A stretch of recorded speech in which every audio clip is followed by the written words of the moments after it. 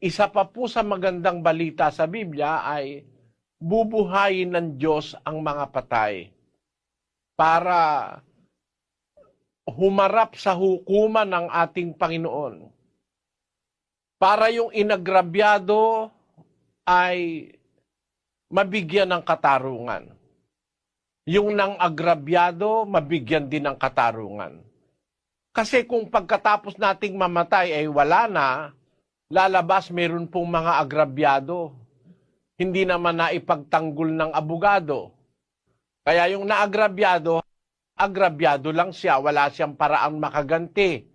Kaya meron pong paghuhukom mga kababayan. Sinasabi yan ng kasulatan, nagtakda ang Diyos ng isang araw na kanyang ipaghuhukom. At para maganap yun, bubuhayin pong mag-uli ang lahat ng mga taong namatay. Basahin natin ang 5:28 ng Juan. Huwag ninyong ipanggilalas ito, sapagkat dumarating ang oras na ang lahat ng nangasalibingan ay makaririnig ng kaniyang tinig. At magsisilabas ang mga nagsigawa ng mabuti ay sa pagkabuhay na mag-uli sa buhay.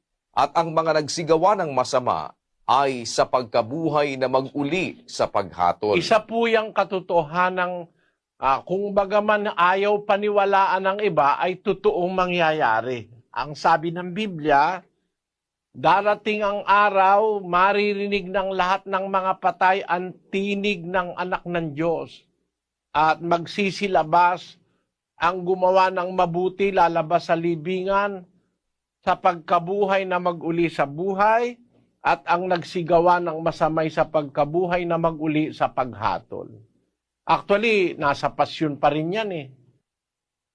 Doon sa balye ni Josaphat ay hihipan ang pakakak.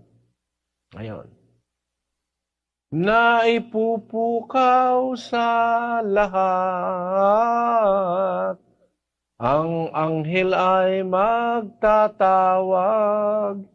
ito ang ipangungusap. Bangon kayo, mga patay, magsidulog kayong tunay sa mataas na hukuman,